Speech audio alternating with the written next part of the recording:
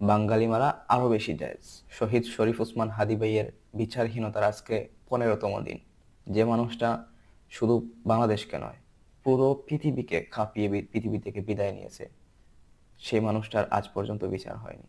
আমরা দেখেছি শহীদ শরীফ ওসমান হাদী ভাইয়ের জানাজার দিন প্রধান উপদেষ্টা আবেগী বক্তব্য দিয়েছেন, আমরা তোমাকে বিদায় দিতে আসিনি। ওনার তো আবেগ দেখানোর প্রয়োজন ছিল না। আবেগ দেখানোর জন্য আমরা আছি, সাধারণ মানুষ আছে। ওনার তো বিচার করার কথা ছিল। উনি কিন্তু সেদিন বলেনি যে উনি বিচার করবে, আর আজ পর্যন্ত এখনো বলেননি যে বিচার করবেন। আজকে 15 দিন পার হয়ে গেছে। আসলে বর্তমান ইন্টারিম কার ইশারায় চলতেছে জানি না। জানি না কি, জানি অবশ্যই যে জুলাইতে হাজারেরও অধিক শহীদ রক্ত দিয়েছে, তাদের প্রাণ দিয়েছে, সেই জুলাইকে বিক্রি করে দিলেন। 24 জুলাইয়ে যে মানুষগুলা প্রাণ দিয়েছিল, তারা তো প্রাণ দিয়েছিল ভারতীয় দাসত্ব থেকে বের হওয়ার জন্য, বাংলাদেশের জনগণকে ভারতীয় দাসত্ব থেকে বের করার জন্য, মুক্ত করার জন্য।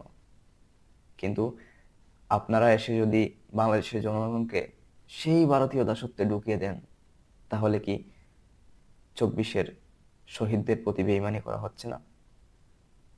আজকে দেখেন, বাংলাদেশের মানুষ কথা বলার স্বাধীনতা নাই। তারা কোনো কিছু বললে ফেসবুক রিমুভ করে দিচ্ছে।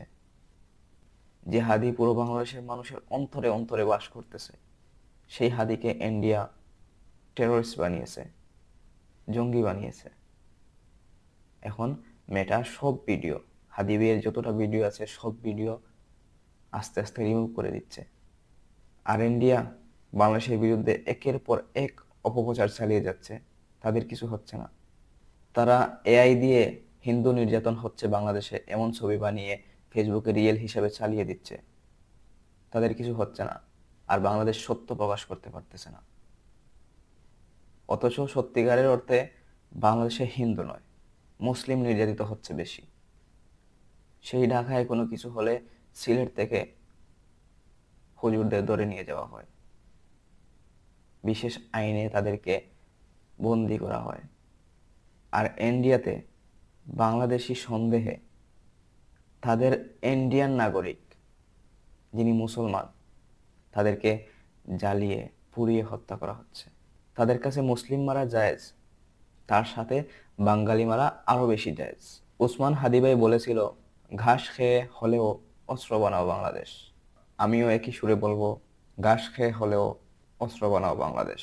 শহীদ শরীফ ওসমান হাদি ভাইকে আল্লাহ শহীদি মর্যাদা দান করুক।